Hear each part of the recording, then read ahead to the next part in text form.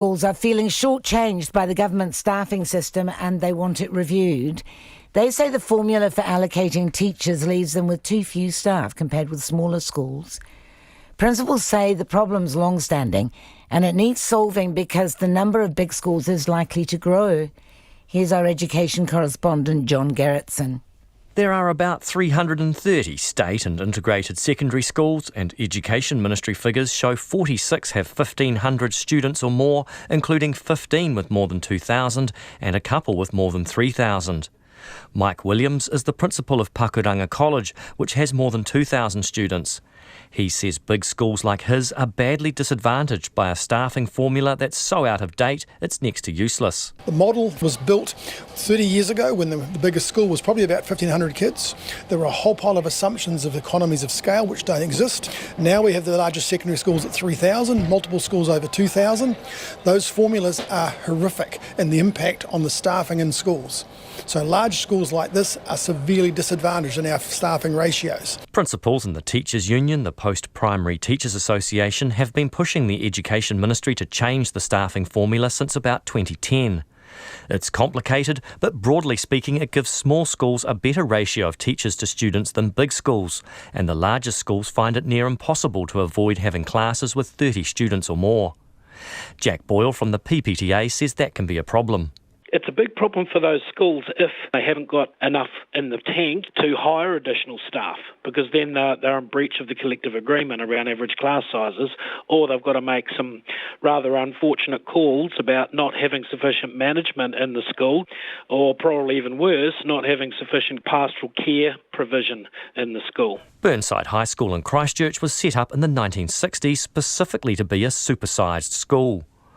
The school's principal, Phil Holstein, says the school now has 2,500 students, and at that size it doesn't really fit the staffing formula. We recognise that our staffing, for example, is not at the most appropriate levels for the size of the school. The economies of scale and the things that we have at larger schools, it just doesn't fit. And that has been an issue for a long period of time. I think the Ministry and PPTA are well aware of it, but how to resolve that is a big challenge. Phil Holstein says many larger schools are driven to seek other sources of income so they can hire extra teachers. The Education Minister, Chris Hipkins, says he's already commissioned advice on options for potentially reviewing schools' operational funding, and any subsequent review of big schools' staffing allocation would need to be considered against other education priorities. Mō te hōtaka o te ata, ko John Gerritsen tēnei. It's 7 minutes to 9. The news from a school in Warunga in Australia called the Knox Grammar School, the headmaster there, Scott James, has sent out a letter to the parents telling them that it is with great sadness that he can confirm that Matthew Hollander and Ben Hollander have passed away in hospital as a result of the injuries they sustained in the White Island volcano eruption. Matthew was 13 years old and Ben was 16, and their parents are at this stage unaccounted for. 6 minutes to 9. The Black Caps begin their quest for a rare Test Series win in Australia when the 3-match series starts in the heat of Perth this afternoon.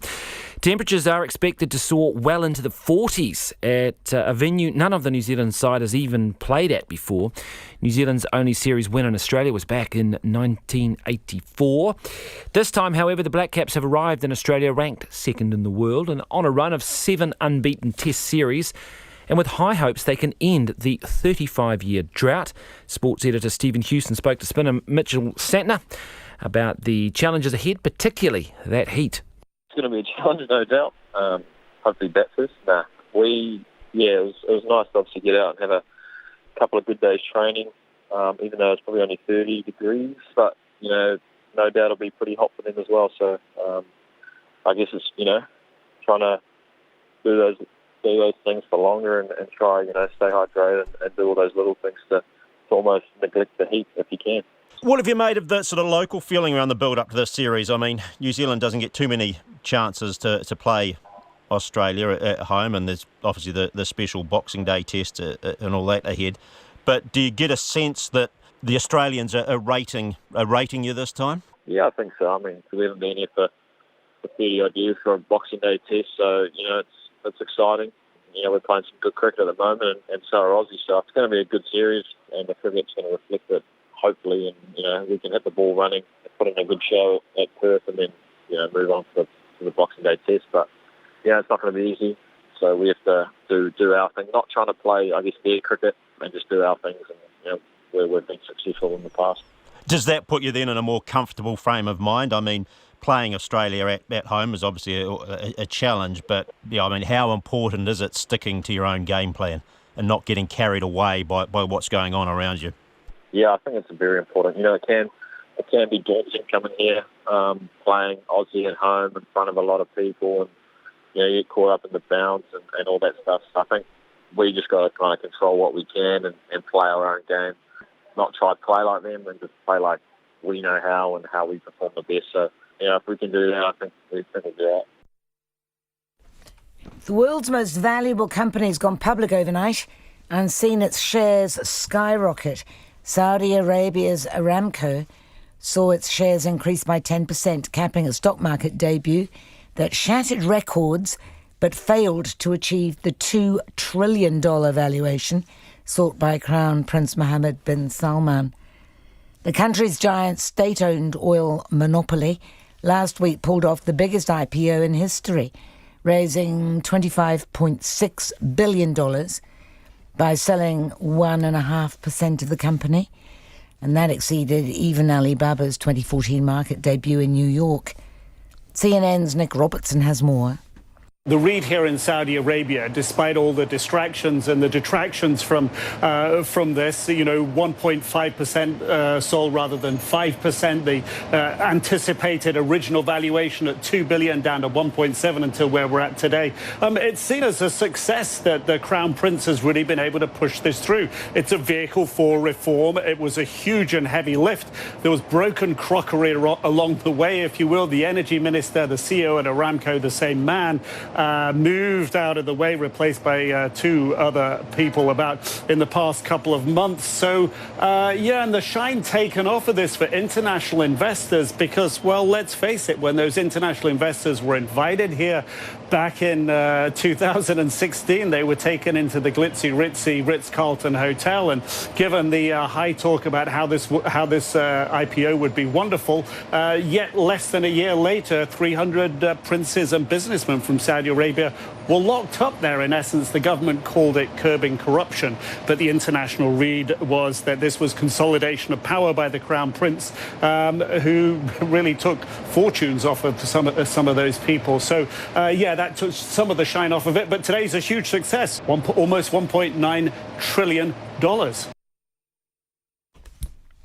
All right, we are almost there. Let's have a look at some feedback that has come in today. Thank you for that on 2101 on the text. Quite a bit of feedback coming in on the issue of infrastructure spending and the politicians, with Grant Robertson today, or yesterday I should say, announcing that $12 billion spend. We had Paul Goldsmith from National. This one says, so the question for Goldsmith is why, after the so-called rockstar economy for 9 years, was there a massive infrastructure deficit and lots of ghost roads because they ran an austerity program?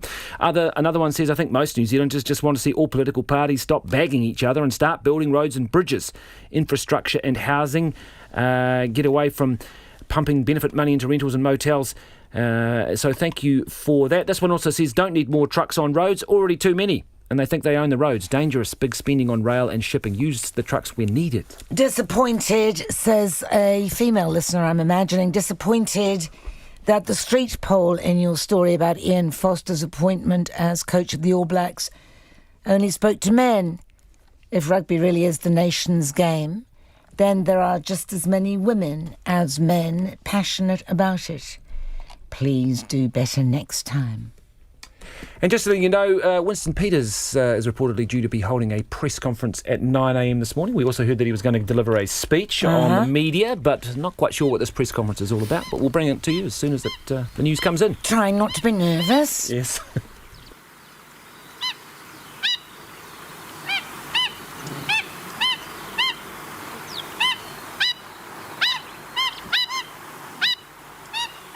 The Black Stilt. Khaki.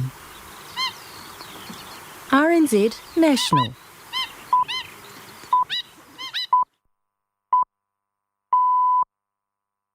RNZ News at 9 o'clock. Good morning, I'm Nicola Wright.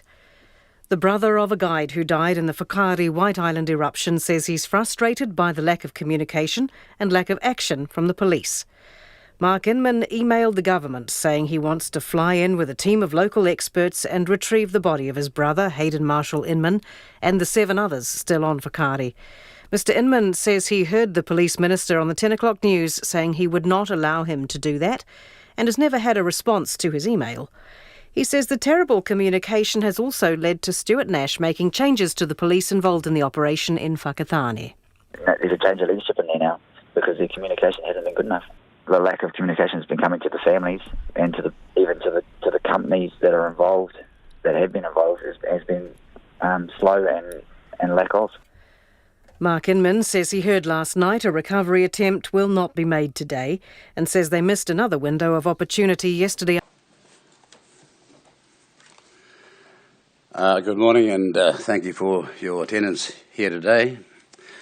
Let's start by acknowledging the work of all the media outlets and reporters, and particularly the regional reporters, who have been covering this week's tragedy at Whakaari White Island. It further underscores the role for news media for disseminating information at times of natural disaster, both in the Bay of Plenty and in the lower South Island during the recent storm.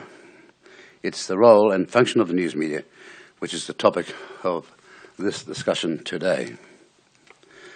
Ladies and gentlemen, one of the most and best formative voices on the importance of New Zealand's news media was the former Prime Minister, the Right Honourable Keith Holyoake. In 1965, he was the champion of the News Media Ownership Bill designed to block Rupert Murdoch's attempted takeover of the Dominion Post. Holyoake fought hard to protect the ownership of New Zealand media outlets. He argued the dissemination of news media is something special and was more than, to quote him, a biscuit factory. To quote him, it's very much in our national interest that we have our own voice or voices to express our national identity and character. The barriers to protect the ownership of our media organisations were broken by this country's neoliberal experiment for which we still pay the price today. My party's fundamental position always has been and remains that a fourth estate is essential, although sadly the news media is in dire straits. The case for help is clear. The digital revolution has its advantages. We don't need to pick up a cell phone to see that. But the shift in advertising revenue from the traditional outlets in Google and Facebook is suffocating the industry. Advertising revenue is bleeding out of our newspapers. Numerous communities and community titles have been closed or are being sold, and regional reporter numbers have dropped dramatically. NewsHub can't find a buyer, while TVNZ is not paying a dividend to the Crown. It's not clear that a country of our size is coping with the digital media shift. Once the newsprint businesses were economic powerhouses in our country, now they appear to be sunset industries. The clickbait is this: our fourth estate is collapsing. And to play this phrase back to the media, we must speak truth to power. The consequences of the digital shift for quality journalism is at times manifestly obvious on the front pages and websites. As parliamentarians, we accept scrutiny. We are also in a very good position to assess the ebb and flow of our news media, and the tide is low. There are trends in journalism which are not serving New Zealand well. Our reporters are younger, the depth of experience is shallower, and to say you can walk off the street to become a press gallery reporter may be an exaggeration, but not such a great exaggeration at that. Our reporters are underpaid and overloaded, juggling cameras like blogging, live blogging while focused on writing snap stories creates a focus for breaking news, not thinking news. Reporters draw fast to spout their personal opinion. Few will tell you what an event means. And our media walk through the door with a predetermined narrative and then repeatedly ask questions to fit that narrative.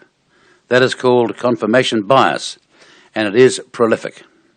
Our society should be worried about the currency and influence of our news. It's not an exaggeration to question the viability of the fourth estate in its function. There are genuine questions about the currency of our journalism. For example, can we be confident that our media will enhance reasoned democratic debate? Or is there a steady trend of celebrity, crime and shark stories causing our population to disengage? Many of our news outlets give the same platform to a social media blogger, an activist self-titled as a journalist, a public relations consultant who provides political commentary, and those titled as political editors. They're all on the same level. Credibility is diluted, the boundaries between fact and fiction are blurred, and even so, as Thomas Jefferson said in 1799, to the press alone, check it as it is with abuses. The world is indebted for the triumphs which have been gained by reason and humanity over error and oppression. But there's an old Maori proverb about when you come to the marae to criticise, you better make sure your own marae is in order. Our media outlets are defensive about critiques of their journalism.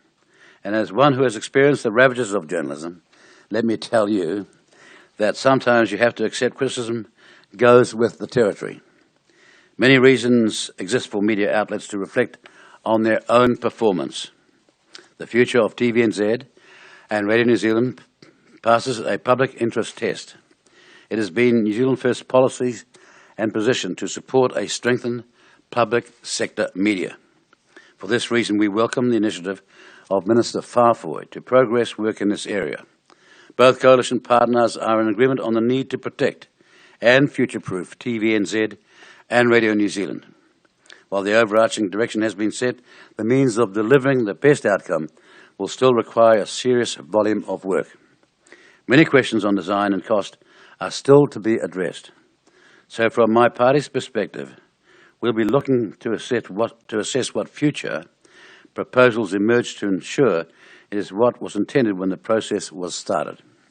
After all, the objective is not to design new organisations, but to find ways to protect and develop serious debate and quality journalism. There are a range of matters which are going before government which require serious thought and discussion, and they require a decision soon. A pressing matter is a fresh bid by NZME to purchase stuff from Australia's 9. A proposal has been put for the Crown to participate through a Kiwi share arrangement in a new subsidiary containing Stuff and all its editorial staff. It is not lost on the government that recently one of the main websites has been running news items on promoting journalism. As well, there's been leaked information on a potential NZME takeover of Stuff, which also resulted in a statement to the share market about the potential bid and the Kiwi share proposal. It's difficult to assess in its recent surge in coverage that this matter, which is a national debate or self-interested exposition, but either way, it's an innovation and an invitation for my party to articulate its view of the important decisions to be taken by government. The Kiwi share proposal is worth considering carefully. The history of NZME-Stuff takeover attempts are well documented and also have faced several stages of judicial review. For these reasons, we have been cautious about supporting a proposal which could be perceived as a workaround of previous Commerce Commission rulings. However, as coalition partner, we have ultimately determined we will support the proposal should Minister Whāwhoi seek to advance it through the Cabinet decision-making process. There are several features to the potential agreement and arrangement which we see serious merit. As part of the Kiwi shared concept, a set number of regional print titles will remain open and operating during the duration of the agreement. This will assist in stemming the dramatic decline in the number of reporter jobs over the immediate future. The Kiwi share proposal would not cost the Crown and taxpayers to join. And more significantly, the NZME and Stuff subsidiary will still have to follow the usual process and seek Commerce Commission approval. The Kiwi share proposal as part of a NZME takeover of Stuff is a major step in our media landscape. It has drawn careful consideration by my party, but sometimes You have to back what is right there, right now, in front of you. The NZME proposal is in the greater public interest and the national interest. And New Zealand First, as a government coalition partner, will support the proposal for KiwiShare in a future subsidiary. Any questions? Why are you out here today announcing this rather than Mr. Farfoy? Because I lead a party called New Zealand First. So this is more Mr. Farfoy doesn't. He's a member of the Labour Party. Do you have any idea of when Farfoy is likely to make this decision? Well, I have a better idea after that speech, yes. So we'll go to Cabinet on Monday. Is that the expectation now with your support? I can't say that I know what the exact agenda is for next Monday, but I think that this stance today, which is maybe a surprise to some of you, but this stance today sets the scene for a more focused decision-making process. How soon that happens, I don't know. But it could be possible that it goes to Cabinet on Monday. What are some of your concerns about the design or the process in terms of the new public media entity, and what are some of the commitments that you would want to see made before fully signing that off through legislation? Well, it still has to go through the Commerce Commission process. Sorry, RNZ, TVNZ, the new public media entity. What are some of the concerns your party has about the design and the process under which it might be set up? Well, I'm just making a statement in support of public radio because I believe that emerging culture like we've got needs to have its own voice, and public radio is that voice. It can be guaranteed to articulate the changing mores and elements of a society. A young country called New Zealand needs that voice in the same way as the BBC, in my view, articulated the British sentiment. We have long been a supporter of public radio and public TV in that context, because if you just want to turn it into lowest common denominator, advertising commercial operation, then this country and its culture would be so much worse for that. You alluded to in your statement the process, how it's going to set up, and some of the discussions presumably that you've had with Mr. Farfoy. Are you you convinced of the principle but concerned about the implementation? Would that be a fair way of putting it? Well, actually, to tell you, ideally, you would look at a situation like this and say, well, why are we getting involved? Accepting, if you do value the society you live in and you look at its emerging cultural change over the decades and into the future, you have to have regard to a thing called the fourth estate and its health. Or you could take the attitude that's dog eat dog and the market will sort itself out. But on a matter so critical to our values, our sense of democracy, our sense of freedom, and particularly in the provincial setting where it is the only sort of literary lighthouse for so many populations, these are really serious issues. And we've given them a lot of consideration and made up our mind. We need to help, and we need to help now. Do you feel a sense of frustration at the lack of momentum within the coalition as a whole on some of these issues? Well, I could hardly have delayed my speech until this moment today, then blame somebody else for the delays. But better late than never, and better before Christmas. The process still has to go through the Commerce Commission. Yeah. What specifically are you looking for the government to do in terms of the merger? Well, we're saying to the Commerce Commission, look, everybody's got a view. The government's got a view as well. I know how you felt the last time this matter came before you, but in the end, what you've really got to consider is it possible for these two entities to combine their resources and more efficiently deliver a product than to go on as competitors or in opposition in a cost structure where the actual costs are eating their very future away every day, and where tens and tens of and scores of jobs are going to go in circumstances where they should not, and where something should be done about it. Can you step us through why you're making this announcement publicly and not just telling Minister Farfoy that your party backs this? I value the information being passed on to you with such treasure. I decided to come down and talk to you personally. What sort of conversations did you have with Mr. Farfoy before having this press conference? I knew what the situation was and what he was considering, and my job was to usher through my caucus and for us to make a decision, and we made a decision this week. at our caucus, and so that's why I'm announcing it 2 days later. Do you think that you were coming down today to make this press conference? Did you brief him? Well, you know, I mean, I get on with Chris Farfoy real fine, but we don't share our diaries, no. So he'll be watching this and this will be news to him? Well, if you accurately report it, it'll be serious news to him, and everybody will be delighted. Wary about bringing it Pardon? I think he was wary about bringing it before cabinet, possibly because New Zealand First might have opposed it, and is this a signal to him that no, you know, it's okay? Well, it's a bit cliche, but you need to get, as a minister, on issues like this, all your ducks lined up in a row, and we're helping him do that. The Kiwi share intended to be time limited. You seem to indicate that, and if so, what sort of time limit might it have? Well, I think that's a consideration that Mr. Farfoy has to have, and others have to make their mind up about. But I would imagine 2 to 3 years. That's enough time to stabilise the market, give scores and scores of job a chance of surviving, for the cost structure and savings to kick in, and maybe to face the future with greater clarity. But in the end, it's the quality of our society that this is about.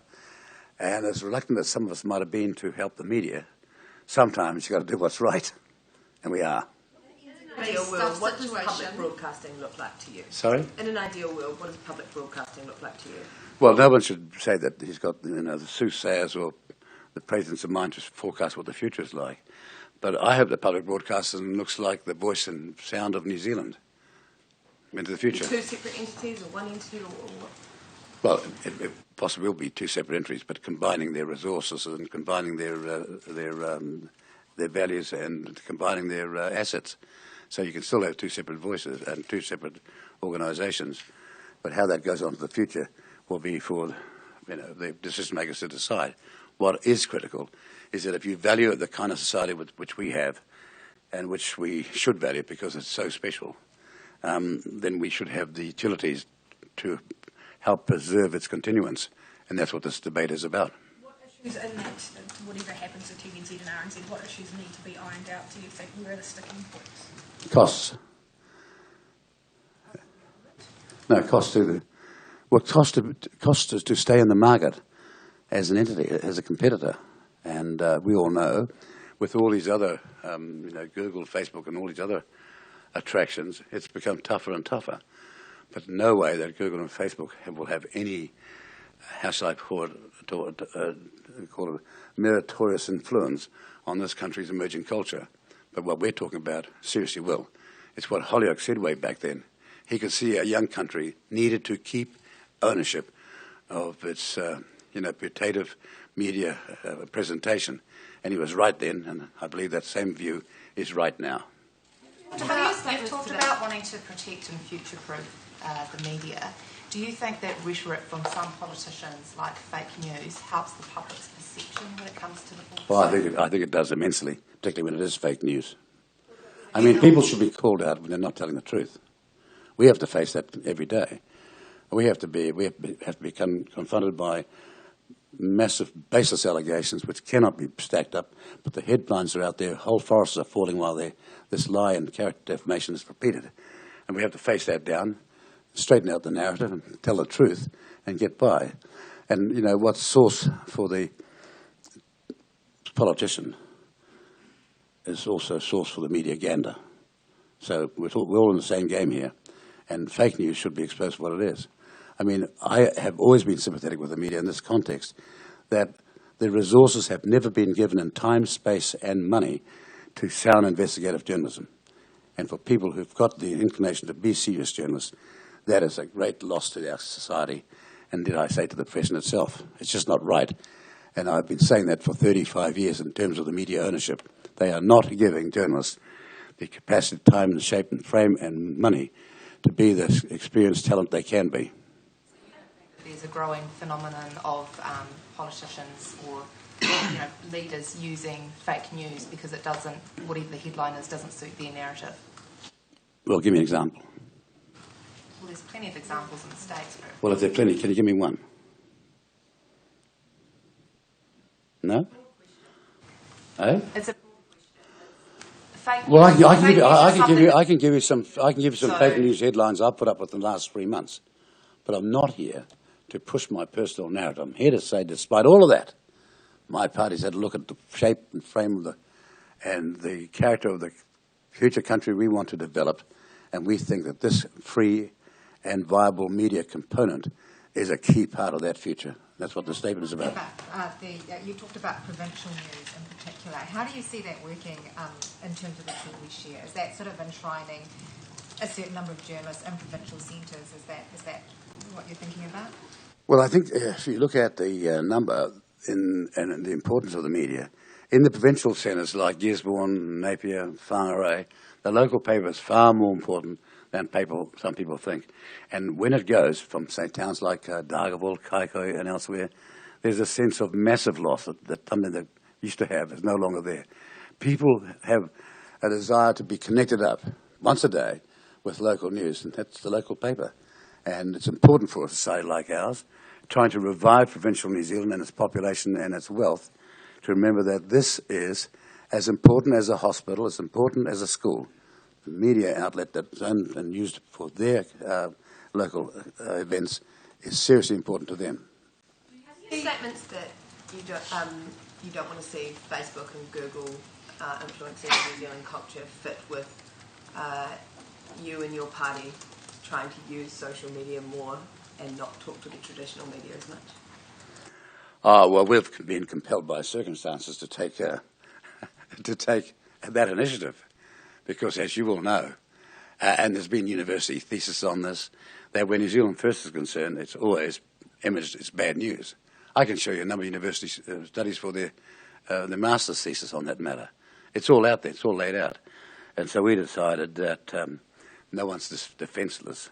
And whereas the other parties have been using it without great effect, we've got ourselves ready to use it with devastating effect come 2020. And your caucus, which I'm sure you'd be delighted to know. Was the difference of opinion within your caucus? Was this quite a long discussion to get to this position? I belong to a seriously wonderful caucus in this context. They're all nationalists. They believe in this country. They believe in our culture. And they said we should go with this decision. All of them unanimously. Is the Comicshare commitment only about regional newspapers, or is it about editorial jobs as well? It's about the whole shebang to be worked out by the organisations themselves. You don't have a specific set of proposals that you... Well, we're not going to tell them what to do. What we're trying to do is say, you need a framework, and you need a certain set of circumstances for you to go on and to make your operations much more effective and much more efficient. And we're going to set the scene to enable that to happen. But we're not going to interfere in any way with what decisions you make other than that. Have you been lobbied directly by NZME and by Nine or stuff? Yes. How many times have you met with... Well, I can tell you the truth. I said to them, can I just ask a question? And why on earth did you think coming to see me was a good idea, given the way you've treated me over the past? Well, nobody's beyond redemption if Mandela can walk out of Robben Island after 27 years and forgive his oppressors, so can I. What were those conversations to you coming to this decision? Those conversations you had with NZME or with Nine? There were no significance whatsoever. I told them what I thought about them, and then I had a good long thought over the months and thought, actually, we've got to do better than that. It's something far more important than them in the way they've treated me. It's the character and shape of our democracy that we're talking about. So let's get above that. Was it something specific that changed your mind in those couple of months? Yeah, your questions. Some sort of whatever form a merger of TNZ and RNZ takes is inevitably going to result in more taxpayer funding being needed for that, and do you support that? Sorry, can you say that again? Would you support more taxpayer funding for any form of merge? I'm glad you asked that question, because you mentioned the word funding. This share is $1. It's not $43 million, which what Stephen Joyce gave, you recall, in 2009, when the license renewals came up and they couldn't pay for them. He gave them a massive fill-up of $43 million. The genius of this scheme is that it costs $1, and I'm sure that the media can afford that. About the importance of preserving regional print journalism, do you believe that broadcast media, local radio needs to be preserved as well as part of that, getting information out there to people? Well, yes, I do. I mean, here we are on the cusp of 5 million people. And it wasn't so long ago, getting to 5 million people was forecast to happen in 2050, but it's happening virtually in 2019. And all the utilities that go with that have become more and more important. So, yes, I do, because I think that if we're going to change the framework of targeted immigration to the provinces and the region, which is exactly what was announced by Scott Morrison yesterday and last week in Australia, and which has been practiced in Canada and other countries, if we're going to do that, we've got to make sure when they go there, they have the full benefits of a orderly and modern society. The media is a critical part of that, as much as it might surprise you. If a TVNZ RNZ merger was to go ahead, would you still support TVNZ having a commercial arm, or would it be a pure? I think it's wrong for me to come down and make the speech on a matter of principle and then start saying what I'd do when we've got no involvement in those future decisions. What we're trying to do is say to a critical industry that's hard up against it because of competition from abroad, not paying any taxes, I might add, at all, against their having to do that. What we're trying to do is set the environment so they can survive, and they've got 2 years, maybe a bit longer, to get their house in order without being critical, and to get the financials worked out so they can go on and thrive into the future and keep serious, 80, 90, 100 people who are trained for this profession in a job. Why did you say 2 years? So they've got 2 years. What's happening? What's this? Well, they've got 2 years to organise themselves. Yeah. Well, I mean, surely when you make a decision like this, you after a certain time would review the effectiveness of what you've done. And I would imagine, without being hard and fast, that 2 years is a appropriate time frame for us to do that. So if they were to merge, you would reassess it in 2 years' time. Is that what you're saying? Well, you always have to reassess things. You make decisions; they never set in stone. You've got to see how 2 years from now, 5 years from now, this looks, and whether or not you've got to make an alternative decision. All I'm saying is that I know how it looks now. It looks like a profession which is very, very hard to save. But to save it, we're going to seek to do. So what would the success metrics look like after 2 years? Is there going to be an appetite in Cabinet for a significant boost to public broadcasting beyond what's on the books now? I think that my Cabinet colleagues are capable of enlightened decision-making, having seen the pathway lit for them. I didn't ask about enlightened decision-making, I asked about money. But it's not money. Massive cash injection into this entity. Well, I just said, this is going to cost $1. No, RNZ, TVNZ.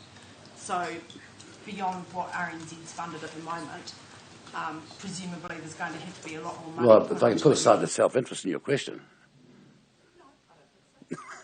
It sounds like to me that you've got a rather keen interest in this outcome. But again, I mean, I can't answer those questions. That lies with the Minister of Broadcasting. I'm just trying to set the scene in one area right now. One more. Can I have one more question? Because we're starting to get unfocused and all over the place. Are you worried about any sort of change in culture were you to merge TVNZ and RNZ? They operate very, very differently. Well, we've all got to adapt to change. None of us can carry on being Luddites, whatever your profession might be, and staying up with modernity and keeping up with the political Joneses, so to speak, is what our forte is. That's why we've survived all this time. Thank you very much.